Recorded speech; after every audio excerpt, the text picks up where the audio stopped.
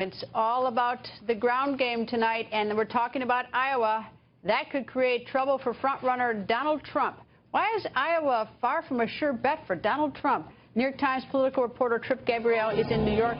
Trip, nice to see you, sir. How are you?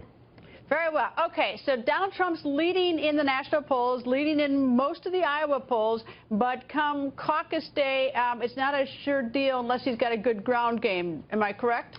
You're exactly right. And, the reason is that a caucus is very different than a primary. A primary voter can show up any time during the day for 5 minutes and vote.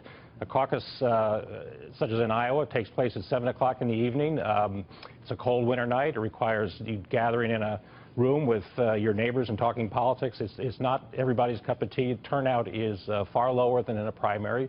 And to get people to go to the caucuses, you have to activate them, and that's what every candidate from both parties invests tremendous resources into doing in Iowa. Donald Trump is playing that game less aggressively than other campaigns, and certainly less aggressively than somebody who really wants to win Iowa.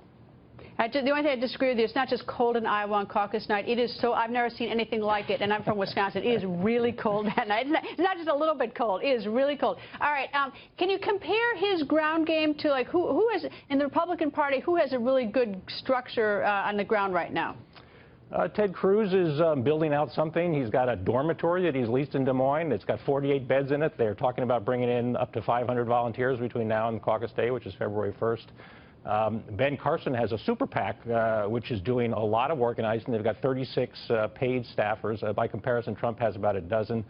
Even Rand Paul, who's, in single digits in the polls, has 800 leaders for each for the caucus precincts. There's about 1,700 precincts statewide. So to have a volunteer who's going to be responsible for bringing supporters to the local precincts is a key element in this, and it's something that Trump is doing, but he's just beginning.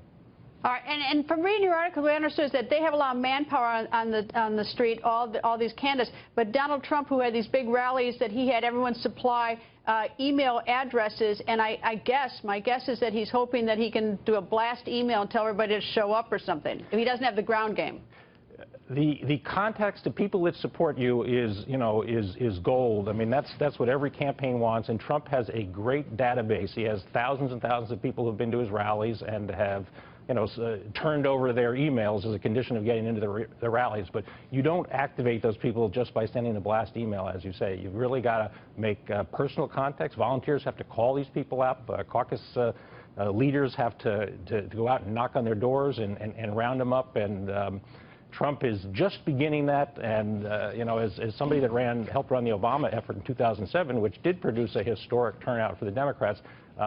They had 200 paid volunteers in Iowa, 60 field offices around the state, and he said, if you don't follow up with people that come to a rally, within days on the telephone, that commitment starts to go cold.